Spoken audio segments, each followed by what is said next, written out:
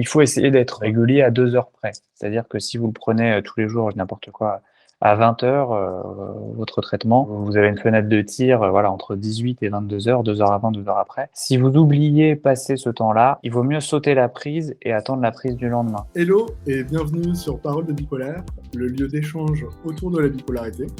Aujourd'hui, on a la chance d'avoir Thomas Cantalou qui nous rejoint pour nous parler notamment de l'aspect médicamenteux. Il est psychiatre et je vais surtout le laisser se présenter parce qu'il le fera mieux que moi. Merci pour l'invitation sur ton émission. Effectivement, je suis psychiatre, j'ai 28 ans. Je travaille actuellement en prison et sur un XAPA, qui est un centre de consultation pour l'addictologie. Et puis j'ai fait pas mal de trucs depuis quelques années autour de l'entrepreneuriat en santé mentale, dont la création d'une application qui s'appelle psychopharma.fr et qui est une application gratuite, un site web en fait, qui va aider les professionnels de santé à prescrire plus simplement et à prescrire mieux les psychotropes. Et je crois que c'est le sujet d'aujourd'hui. Exactement, tu l'as très bien dit et je serais curieux de savoir justement qu'est-ce qui t'a donné envie de créer Psychopharma. Je mettrai bien sûr le lien en description si vous le voulez et notamment si vous voulez partager avec votre psychiatre, ça peut être intéressant, mais je te laisse nous en dire un peu plus. Avec plaisir. Moi, j'ai commencé mes études de psychiatrie, donc c'était il y a 5 ans, quand j'ai commencé l'internat de psychiatrie à Lille. Et en fait, au bout de quelques semaines, je me suis rendu compte qu'il me manquait une source d'information fiable pour savoir quoi prescrire pour mes patients. Parce que je me rendais compte que les bouquins qu'on avait, les recommandations françaises, elles n'étaient pas forcément à jour. Il y avait beaucoup de recettes de grand-mère, il y avait beaucoup d'avis un peu dogmatiques de mes supérieurs ou de mes connaissances, mais c'était rarement fondé sur des preuves et moi, ça me gênait. Et du coup, je me suis dit qu'il fallait créer une solution qui vienne centraliser toutes les informations, les dernières informations à jour sur le sujet, basées sur des preuves scientifiques et surtout simple d'accès. Donc voilà, d'où la création d'une plateforme pour faciliter les prescriptions. C'est quelque chose qui existait dans beaucoup de spécialités, la dermato, l'ophtalmo, les maladies infectieuses, mais en psychiatrie, ça n'existait pas. Donc, avec quelques amis, on s'est dit qu'on allait le faire. À la base, c'était pour nous aider, entre nous, entre internes. Après, je me suis dit, ce serait bien si les psychiatres, en général, pouvaient l'utiliser.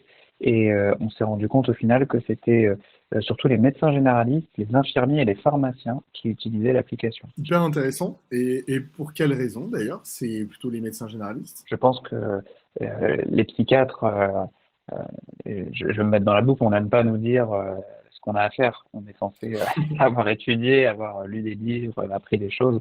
Par contre, peut-être que les médecins généralistes, ils savent qu'ils doivent être bons dans tous les domaines, ils n'ont pas le temps de se renseigner à fond sur chaque spécialité.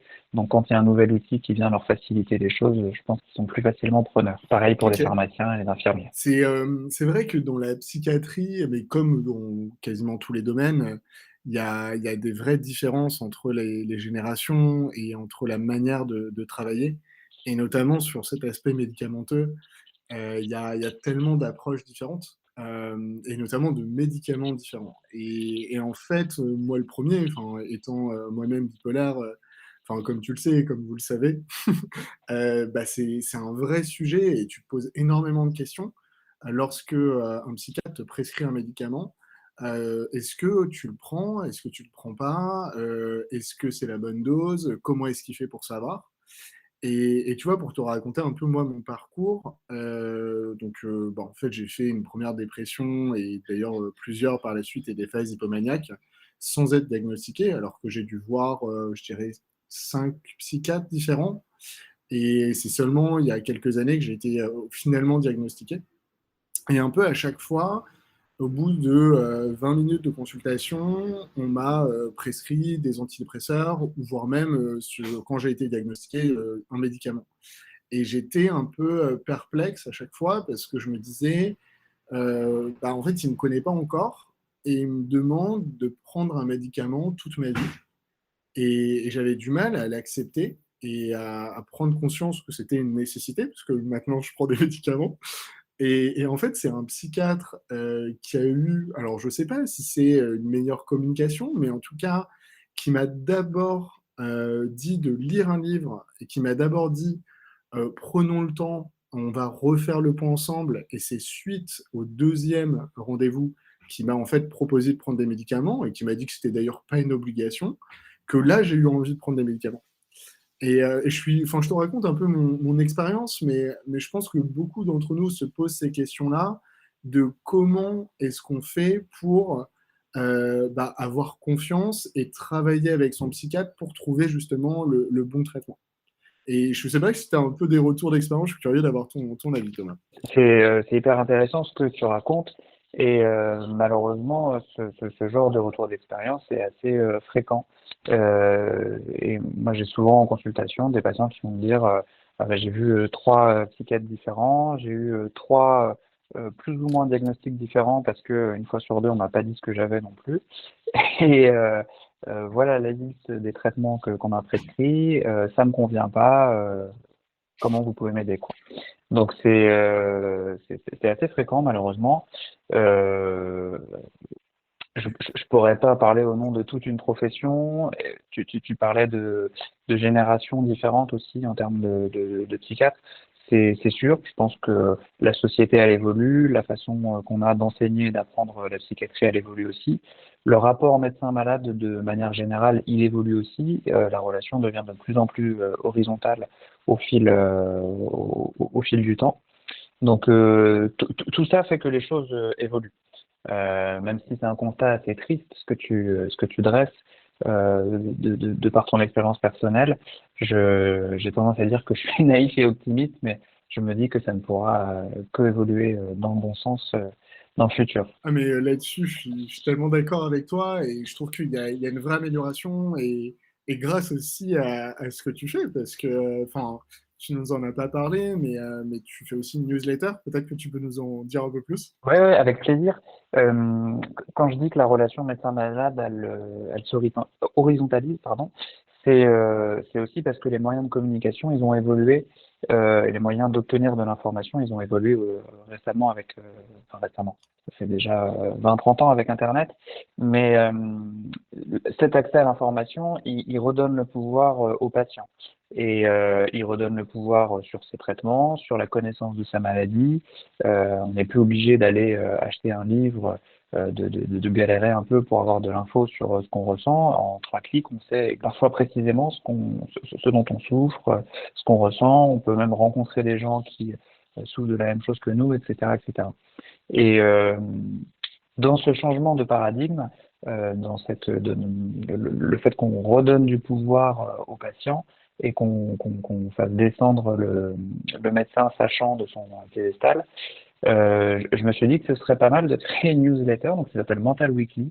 C'est une newsletter qui traite de tous les sujets d'actualité en santé mentale. C'est une newsletter hebdomadaire qui est gratuite.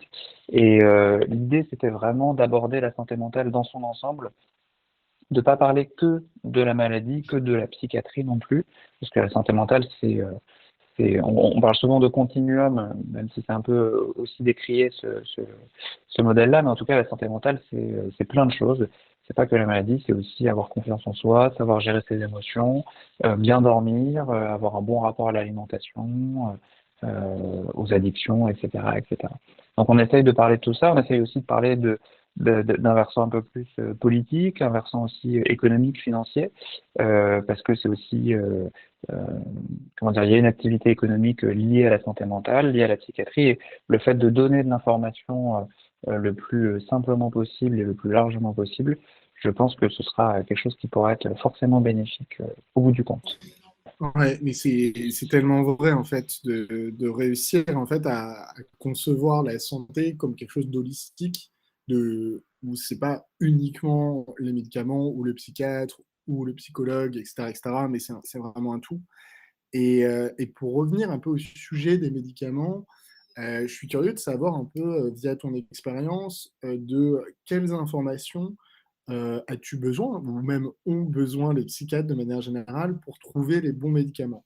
Parce qu'en fait, ce qu'on essaie de faire dans Parole de bipolaire, c'est on parle principalement aux personnes qui sont avec une bipolarité, et c'est de les aider dans leur relation et ce que eux ils peuvent faire de manière proactive.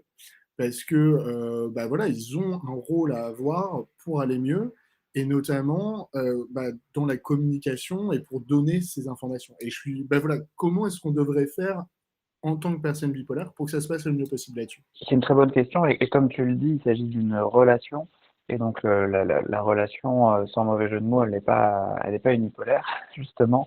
C'est pas que aux patients de fournir toutes les informations, c'est aussi aux psychiatres d'aller les chercher.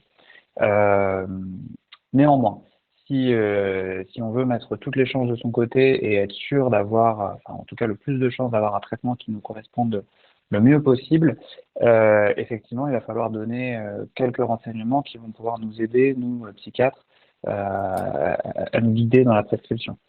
Euh, Nous, on va regarder l'âge, on va regarder le sexe de la personne, forcément, parce qu'on ne met pas les mêmes médicaments chez une femme qu'un homme.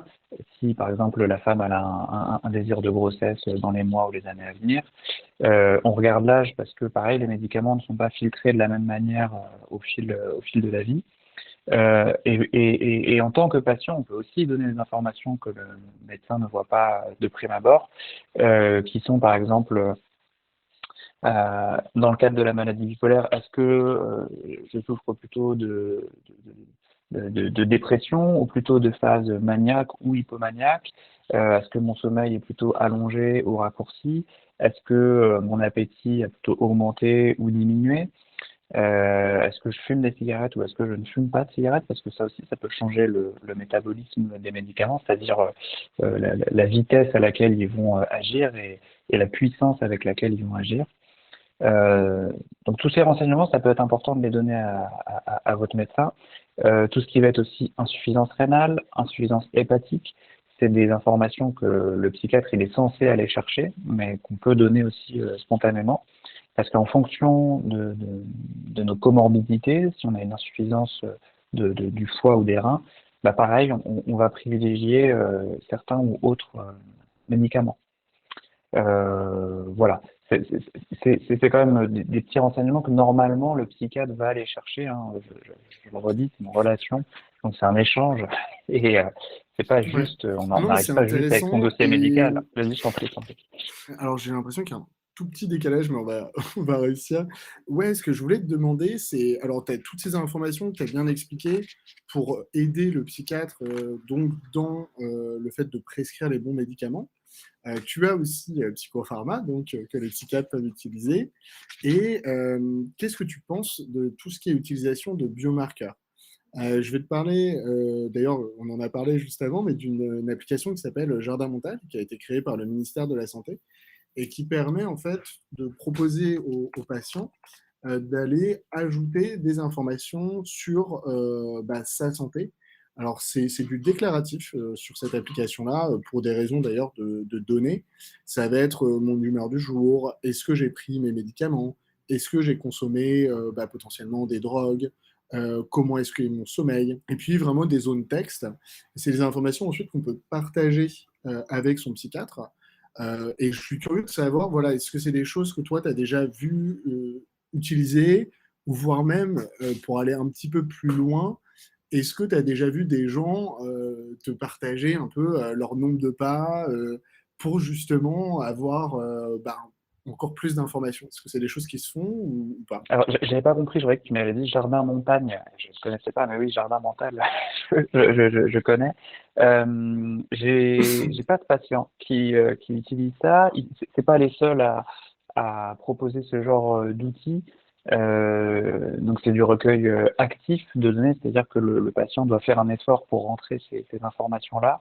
Mais on a aussi plein d'outils qui font du recueil passif via le nombre de pas, justement, comme tu signalais, ou la fréquence cardiaque sur la journée, etc., etc. Donc l'utilisation de ces biomarqueurs, moi je suis pas forcément fan. Il y a que les imbéciles qui changent pas d'avis, donc je changerai sûrement d'avis d'ici quelques années.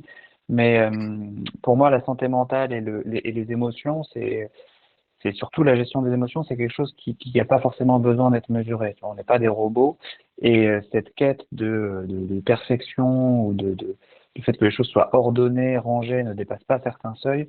Pour moi, elle peut être délétère en termes sur un niveau macro. peut-être que pour quelques personnes, ça peut être utile, mais sur le plan macro, moi, je ne suis pas forcément pour ce genre d'outil. Sur le recueil de données actifs, malheureusement, on se rend compte que au bout de quelques jours, les gens arrêtent parce que c'est contraignant de remplir ces informations.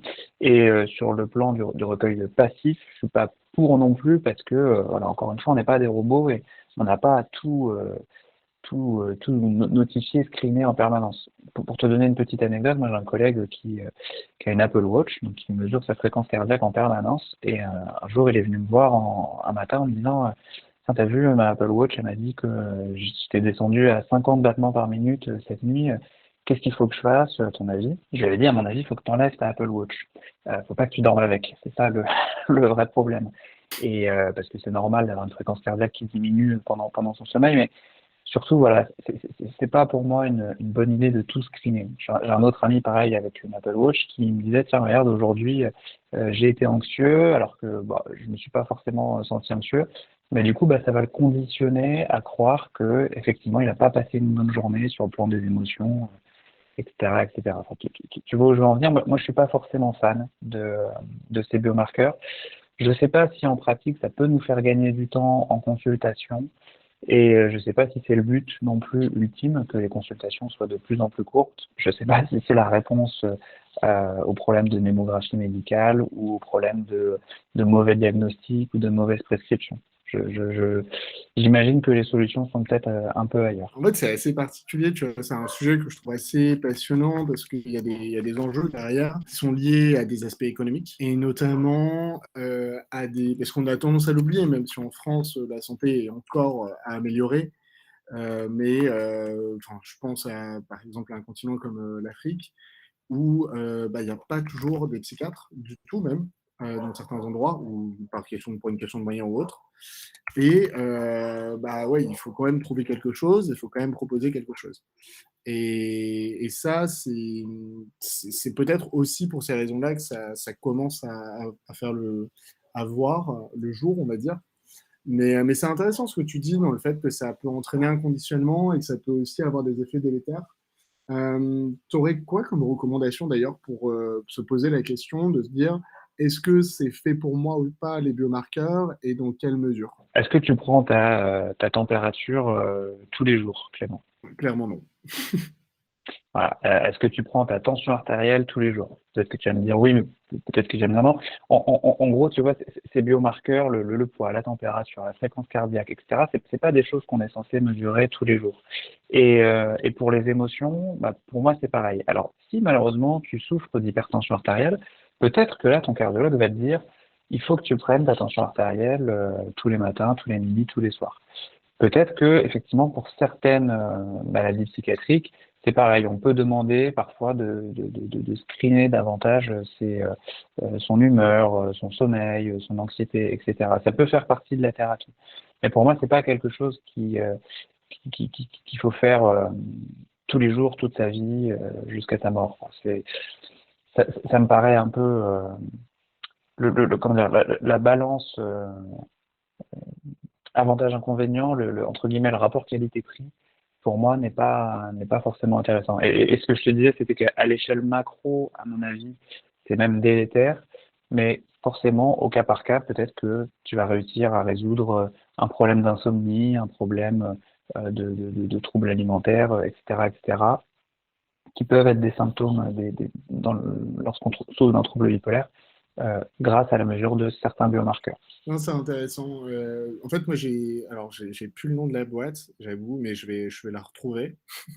Et c'est un gars qui faisait partie d'une équipe de prix Nobel et qui, lui, est en train de retravailler des médicaments qui ne sont pas utilisés par les laboratoires pharmaceutiques en les combinant à des biomarqueurs. Pour, en fait, des médicaments qui ont été un peu mis de côté parce que les tests n'ont pas été pertinents et de dire, en fait, si jamais on associe ces médicaments à des biomarqueurs, il peut y avoir des possibilités. Alors, ils sont encore dans des phases de tests cliniques, mais c'est à assez grande ampleur et je suis curieux de savoir ce que tu penses de ce genre d'initiative. Comme je te dis, hein, je changerai sûrement d'avis d'ici quelques années, mais pour le moment, tu vois, je me dis que les efforts sont à concentrer peut-être ailleurs.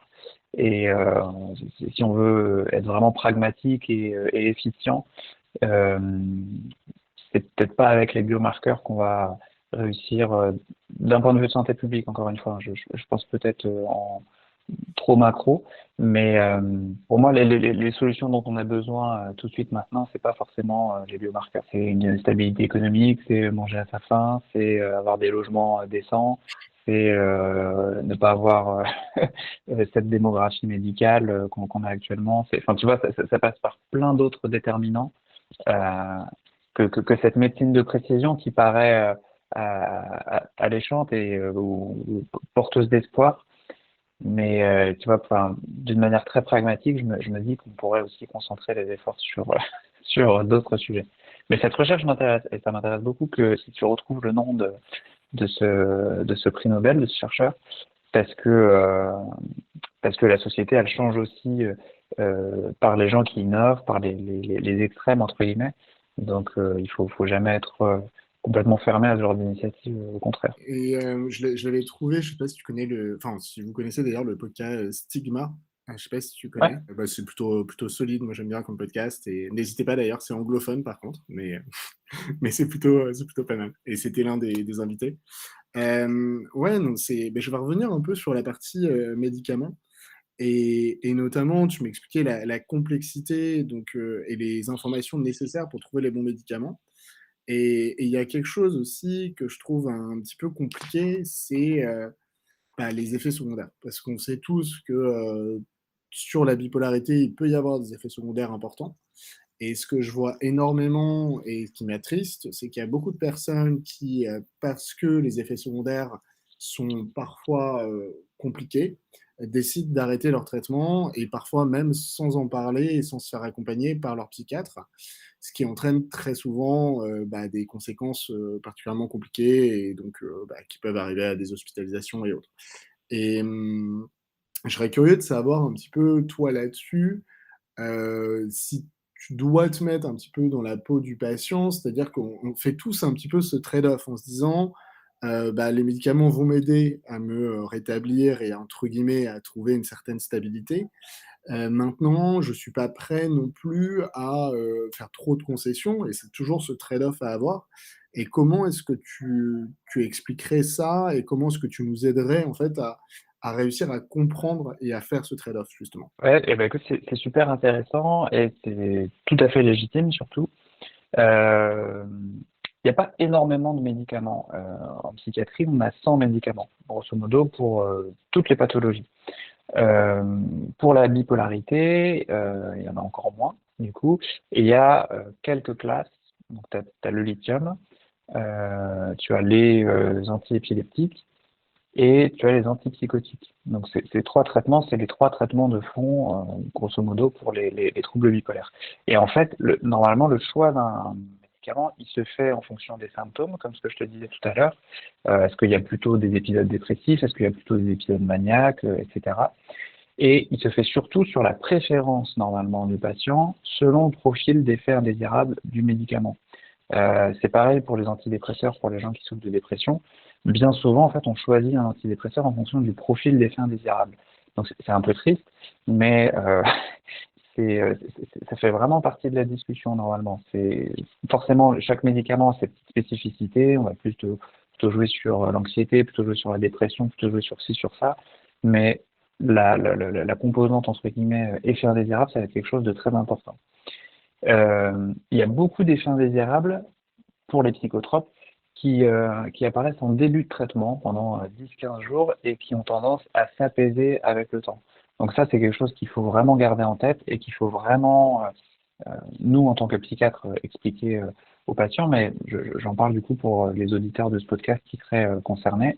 Il faut pas avoir peur de ces effets, il faut vraiment se dire que c'est un peu la tempête à passer pour comment dire, enfin, faut que le nuage passe, quoi. Et en général, ça dure 10-15 jours. Il y a certains effets indésirables, par contre, qui restent un peu plus longtemps. Et cela, faut pas hésiter à les décrire, à en parler avec le médecin qui vous a prescrit votre traitement. Il y a des effets indésirables qu'on n'ose pas forcément aborder parce que ça peut être honteux. Je pense notamment aux troubles sexuels. Et puis il y a d'autres effets indésirables qui sont très fréquents, comme la prise de poids, qui pareil, sont peut-être un peu plus compliqués à aborder en entretien. On se dit qu'on a un peu honte d'aborder ce genre de choses parce que bah voilà, on parle d'une une maladie importante, on ne veut pas venir embêter le médecin qui nous a prescrit ça parce qu'on a pris 5-6 kilos depuis qu'on a commencé le traitement.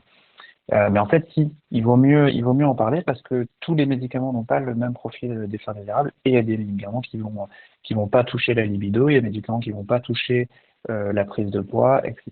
Et on pourra toujours ajuster ça ensemble pendant la relation thérapeutique du coup qu'on a avec, entre le psychiatre ou le médecin traitant et le malade. Ouais, mais c'est hyper intéressant de vraiment d'avoir cette relation de confiance et de Mm. parler. Et surtout, bon, c'est quand même, on a la chance quand on a un psychiatre, c'est quelqu'un qui est là pour nous écouter et nous aider. Donc, de se dire que c'est en fait son boulot et que lui, il attend qu'on ait cette transparence et qu'on dise ce qui va pas. Et c'est un travail à faire sur soi. Et je pense qu'il n'est pas à sous-estimer. Nous, on le voit énormément en fait dans notre communauté où on a l'impression, enfin en tout cas c'est mon impression, que les personnes arrivent très facilement à en parler avec des personnes bipolaires, donc entre personnes bipolaires. Et par contre, il y a une sorte de blocage avec les autres. Comme s'il y avait, je sais pas, bah, en fait, ils peuvent pas me comprendre, ils vivent pas la même chose que moi. Et c'est vrai que c'est intéressant et je pense que c'est bien ce que tu fais, d'expliquer l'importance de dire les choses, notamment sur, bah, le poids, les troubles sexuels, parce que c'est commun. Comment faire justement quand on a ces effets indésirables, et que, bah, en fait, on se rend compte que, hélas, si jamais on a envie d'arrêter ces effets indésirables, bah, ça veut dire arrêter le traitement et arrêter le traitement peut aussi avoir des conséquences et en fait, c'est une question qui se pose énormément. Et donc, comment faire? Et même changer de traitement aussi fait peur. Donc, comment est-ce qu'on peut faire le calcul, même si, bien sûr, c'est le psychiatre qui va nous aider à le faire, mais dans les faits, c'est quand même le patient qui, le matin, va prendre ou pas son médicament. Donc, comment est-ce qu'on pourrait justement réussir à prendre les bonnes décisions là-dessus? Enfin, t'as des conseils ou pas? Il y a plein de conseils. Je te donnerai une référence pareil qu'on pourra donner, qu'on pourra joindre au podcast. C'est le réseau PIC, qui donne plein d'informations sur tous les psychotropes qui sont disponibles en France. Ce qu'il faut retenir globalement, c'est que pour les effets indésirables mineurs, par exemple l'inconfort intestinal, les diarrhées ou la constipation, la nausée, les vomissements, ce genre de choses, on peut, avec des petits remèdes de grand-mère, entre guillemets, les apaiser, les atténuer, et normalement, c'est des effets qui disparaissent au bout de quelques jours, cela. Par contre, il y a des effets qui sont un peu plus graves ou qui peuvent être un peu plus effrayants, comme la sédation, le fait de ne plus réussir à voir net, d'être hyper fatigué. Ceux-là, ils peuvent imposer une diminution, voire un arrêt du traitement, mais encore une fois, ça se fait toujours avec, euh, c'est une décision partagée avec le médecin. Parce que parfois, ça peut être délétère d'arrêter d'un coup son traitement ou de le diminuer d'un coup. Donc, il faut vraiment en parler à chaque fois avec son médecin. Pour, euh, pour les petits problèmes, enfin, les inconforts que je citais avant, euh, si vous avez la diarrhée, je dis n'importe quoi, mais à manger du riz, des bananes, ce genre de choses, euh, bien s'hydrater quand même pour éviter la déshydratation, ça aide. Au contraire, si c'est une constipation, bah, l'activité physique, l'hydratation toujours, des aliments qui vont vous faire plus aller aux toilettes, les pruneaux, les figues, ce genre de choses. Pour les nausées et vomissements, moi, ce que je conseille souvent aussi, ça va dépendre du traitement, il faudra demander à votre médecin, mais c'est de le prendre pendant le repas. Parfois, les gens prennent leurs médicaments à la fin ou avant. Mais si vous le prenez vraiment en mode sandwich, quoi, entre deux tranches de pain, ça peut diminuer les crampes d'estomac et ce genre de choses qui sont pas toujours agréables. Et la prise de poids, on en parlait aussi juste avant. La prise de poids, nous, nos recommandations, il me semble que c'est pas plus de 5 kilos en 3 mois. Si vous avez pris plus de 5 kilos en 3 mois, c'est qu'il y a un problème lié aux médicaments. Donc soit il va falloir le diminuer avec après discussion avec votre médecin, soit il va falloir mettre en place des règles diététiques Et ça peut se faire avec un diététicien ou avec le médecin traitant, voire le psychiatre peut vous donner quelques petits conseils, mais bon, ça reste quand même la spécialisation du diététicien. J'interromps l'échange quelques secondes pour te demander de nous mettre une petite note sur Apple Podcast ou la plateforme de ton choix. Tu connais la chanson, cela nous aide beaucoup à sensibiliser sur la bipolarité et briser les tabous. Allez, c'est reparti. Ouais, mais c'est des super conseils, merci beaucoup. Et même moi, tu vois, j'apprends des choses, donc c'est vraiment trop cool. Et c'est bien d'avoir un peu ces critères pour se mettre un peu une alarme, de se dire, ok, j'ai pris 10 kilos en 2 mois, bon, il y a un problème, il va falloir faire quelque chose. Et je mettrai bien sûr le lien que tu m'as dit du réseau PIC. Et il y a un autre sujet que je vois beaucoup, c'est le côté, c'est bon, là ça fait 1 an que j'ai pas eu de phase importante, donc j'ai arrêté mes médicaments. Et c'est pas toujours parfait, et pour ne même pas dire, c'est parfois catastrophique. Et qu'est-ce que tu aurais à dire par rapport à ça justement, et par rapport à ces questions qu'on peut se poser? C'est intéressant et c'est vrai que c'est quelque chose qu'on retrouve fréquemment. Deux points peut-être. Le premier point, c'est que de manière générale en psychiatrie, tous les médicaments s'arrêtent progressivement. Même si c'est juste un Lexomil ou un Xanax, enfin, même ça s'arrête progressivement. D'autant plus pour des traitements de fond, des traitements plus importants, des antipsychotiques ou des anti-épileptiques. Euh, Ça, c'est le premier point. Le deuxième point, c'est un peu ce que tu as décrit tout à l'heure. Tu disais, tu as vu plusieurs psychiatres qui t'ont pas donné de diagnostic, puis au final, tu as trouvé quelqu'un qui t'a aiguillé sur le trouble bipolaire, etc. Les diagnostics et notre état de la maladie mentale, il évolue avec le temps, avec notre situation, avec notre vie, avec l'âge, avec notre situation professionnelle, avec notre situation sentimentale. Tout ça, ça peut être des facteurs soit de décompensation, soit de stabilisation, et voire même de réhabilitation de ces maladies, en l'occurrence du trouble bipolaire. Donc les médicaments, c'est pas parce que je dis n'importe quoi, à 20 ans, on va te diagnostiquer un trouble bipolaire, qu'on va te donner tel médicament à telle posologie, que tu vas devoir le garder toute ta vie. Peut-être qu'il va devoir être augmenté, peut-être qu'il va pouvoir être baissé, peut-être qu'il va pouvoir même être arrêté un jour, peut-être qu'on va pouvoir mettre autre chose, peut-être qu'un jour il va y avoir un projet de grossesse, du coup on va changer de molécule et puis on va remettre autre chose ensuite. Enfin, tu vois, il n'y a rien qui est figé qui est gravé dans le marbre en ce qui concerne la maladie mentale. Euh, donc le conseil que je pourrais donner, encore une fois, c'est le premier point, c'est qu'il n'y a rien qui s'arrête d'un coup. Il faut toujours tout faire progressivement. Et le deuxième conseil, c'est d'en parler avec un médecin avec qui la communication passe bien. Parfois, comme tu le dis, il faut faire un, deux, trois, voire cinq médecins différents pour enfin trouver une personne avec qui ça résonne un peu, quoi. Mais c'est vraiment important de trouver quelqu'un avec qui il y a une relation de confiance, parce que ces questions, elles sont légitimes, de pouvoir baisser son traitement un jour. Mais pareil, ça doit faire l'objet d'une discussion, d'un questionnement, de savoir où on en est sur tous les autres pans de sa vie, parce qu'il n'y a pas que la maladie non plus, hein, c'est pas, c'est pas une étiquette, on n'est pas bipolaire, on souffre de bipolarité, mais on a aussi un travail, une situation familiale, une situation sentimentale, etc., etc., des loisirs. Et tout ça, c'est à prendre en compte, ça rentre dans l'équation pour savoir si il faut changer ou pas son traitement. Mais c'est hyper logique presque, hein, mais bon, au final, on l'entend peut-être pas assez. Mais c'est que oui, un médicament, on le prend à un instant T parce qu'il est nécessaire, et que notre vie va changer, et donc la prise de médicaments va aussi changer avec le temps. Et j'en parlais aussi, ça va dépendre de beaucoup de l'âge, hein. Tu donnais ce critère-là, mais on parlait par exemple du lithium, et que avec l'âge, il y a des problèmes, notamment je crois au niveau rénal, si je dis pas de bêtises, Thomas. C'est ça? Ouais, c'est ça, c'est ça. La thyroïde aussi peut être un petit peu touchée. Ça se vérifie. C'est pas, enfin, ça se dose. Tu vois, tu fais un contrôle de routine de ta thyroïde et de ton rein pour voir si, si tout va bien. Et je parle du lithium, mais en fait, tu nous as parlé de 3 types de médicaments principalement. Est-ce que tu peux assez rapidement vulgariser ces 3 types de médicaments et dans quelles situations ils sont pris? Même si, je le rappelle quand même, c'est un psychiatre seulement qui est en mesure de vous prescrire des médicaments. Alors un médecin généraliste, peut entre guillemets «dépanner», mais il faut vraiment privilégier le psychiatre. Mais je trouve ça important quand même de partager les informations parce que il y a des situations où on n'est pas toujours dans un monde parfait et qu'on n'a pas toujours accès à un psychiatre rapidement.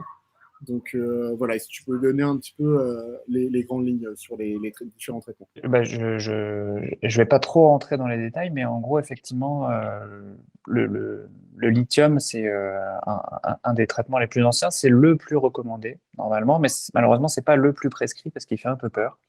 C'est un médicament un peu à part.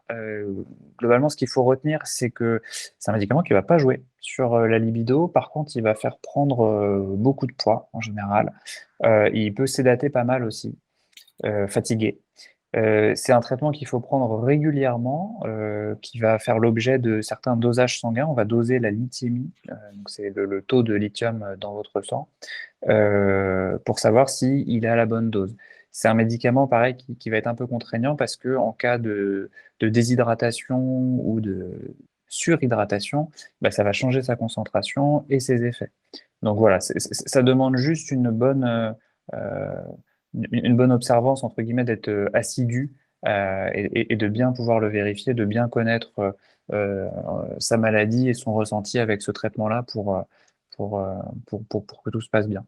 Ça, c'est la première classe, la plus ancienne et la plus recommandée.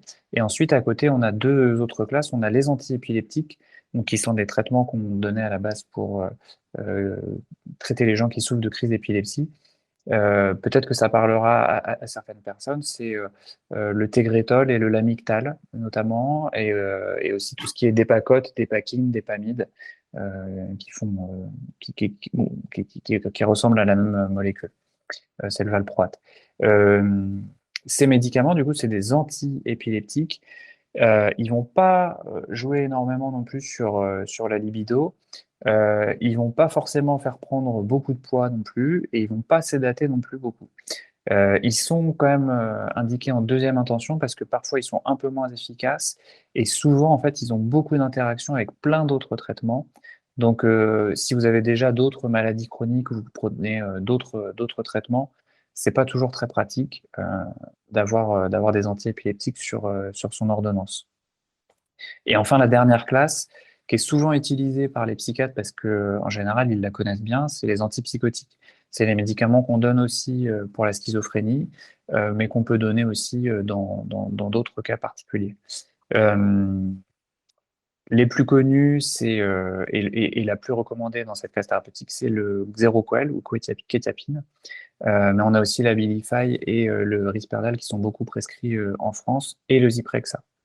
C'est des médicaments qui vont avoir tendance à faire prendre du poids, à jouer sur la libido et à sédater. Donc ils ont, euh, ils ont tous ces effets indésirables, mais ça va jamais être dans la même mesure. Par exemple, le Zyprexa va vous faire prendre beaucoup de poids, alors que la Abilify, pas tant que ça. Pareil pour la somnolence, la quetiapine peut beaucoup vous sédater, alors que la Abilify, pas trop, etc., etc. Ils ont chacun leur spécificité. Euh, Ils ont moins d'interaction que les antiépileptiques et la prise peut être, euh, comment dire, pas aléatoire, hein, en aucun cas, il faut que ce soit aléatoire, mais c'est moins grave si on rate une prise que par rapport au lithium, il y a moins de dosage, etc. Mais dans tous les cas, par contre, ça c'est important aussi de le dire, parce que tout le monde ne le fait pas malheureusement, mais quand on prend un traitement pour le trouble bipolaire, un traitement de fond, j'entends, euh, il y a certains dosages sanguins qui sont effectués en début de traitement et puis régulièrement tous les 6 mois, voire tous les ans, pour vérifier que les reins vont bien, que le foie va bien, qu'il n'y a pas trop de cholestérol, pas trop de lipides dans le sang, que le cœur se porte bien également. Ça, c'est important aussi, voilà, de vérifier et peut-être éventuellement de le rappeler au médecin qui vous prescrit votre traitement parce que en pratique, ça peut être oublié par le prescripteur. Merci beaucoup pour cette synthèse. Et il y a un autre point aussi que je trouve assez intéressant, c'est l'automédicamentation. Et c'est un truc qui a l'air un peu basique comme ça, mais moi-même, je l'ai un peu fait, notamment avant mon diagnostic. Alors, j'avais tendance, par exemple, en école, à un petit peu fumer, enfin un petit peu, j'ai même pas mal fumé de marijuana, hein, faut le dire les choses, en école de commerce. Et c'était un peu une manière de, un peu me «sédater» entre guillemets dans des phases hautes ou voire même de voir la réalité de manière différente. Mais après, il y a plein d'autres manières de le faire et hélas, on voit qu'il y a beaucoup de personnes qui, par exemple, vont consommer, de l'alcool et autres, parce que c'est une manière de, sortir de manière un peu, factice d'une dépression, par exemple, ou autre. Et alors, bien sûr qu'il ne faut pas le faire, enfin, je pense qu'on n'a pas besoin de le dire, mais ça va avoir des interactions avec les médicaments. Et je voulais justement que tu nous donnes un petit peu, les grandes lignes, parce que c'est pas toujours facile à évoquer avec, son psychiatre, alors que pourtant c'est une information qui, j'ose imaginer, est importante. Mais qu'est-ce que tu pourrais, nous donner comme un peu guidelines, comme aide pour essayer de réussir à en parler et justement de trouver les bonnes choses à faire? Dans l'idéal, en fait, on peut parler de tout, hein, normalement avec son médecin. Je dis bien dans l'idéal parce que je me doute bien que c'est pas forcément le cas. Effectivement, l'utilisation de toxiques comme le cannabis ou l'alcool, c'est quelque chose qu'on peut retrouver assez souvent. C'est des excellents médicaments sur le coup. Et moi, c'est ce que je dis quand je suis avec un patient, c'est vous avez eu raison, ça fait du bien, ça soulage les symptômes. Par contre, le problème, c'est que avec le cannabis et l'alcool, on a un gros effet pervers derrière. Et en fait, alors pour le cannabis, ça peut donner des troubles psychotiques, ça peut donner un trouble de l'humeur euh, et ça peut donner un trouble anxieux, donc rien de bon sur le long terme, hein. Et pour l'alcool, ça peut pas donner de troubles psychotiques, mais ça peut quand même donner un trouble de l'humeur, plutôt une dépression dans le cas de l'alcool, et surtout une grosse anxiété généralisée, l'apparition de phobies, etc. Donc même si sur le coup ça marche bien, ça faut le reconnaître, c'est sur le long terme qu'on va avoir beaucoup de problèmes. Ça va jouer également sur l'appétit, sur le sommeil, sur la gestion des émotions au quotidien. Enfin, bref, ça va vraiment venir tout emboliser. Donc, l'idéal, c'est d'en parler le plus tôt possible parce que si, avec ou sans traitement, on est obligé parfois de prendre soit du cannabis, soit de l'alcool, c'est que il y a quelque chose qui va pas. Et il y a forcément une solution. S'il y a pas de solution, c'est qu'il y a pas de problème. Et une solution qui est moins nocive que l'alcool ou le cannabis sur le long terme. Donc l'idéal, c'est d'en parler et de voir comment on peut ajuster soit le traitement, soit les habitudes de vie, soit etc., etc. Là, tu parlais d'école de commerce, je dis n'importe quoi, hein, mais peut-être que la solution, ça aurait été de faire une année de césure, de faire une pause, de se réorienter, etc., etc.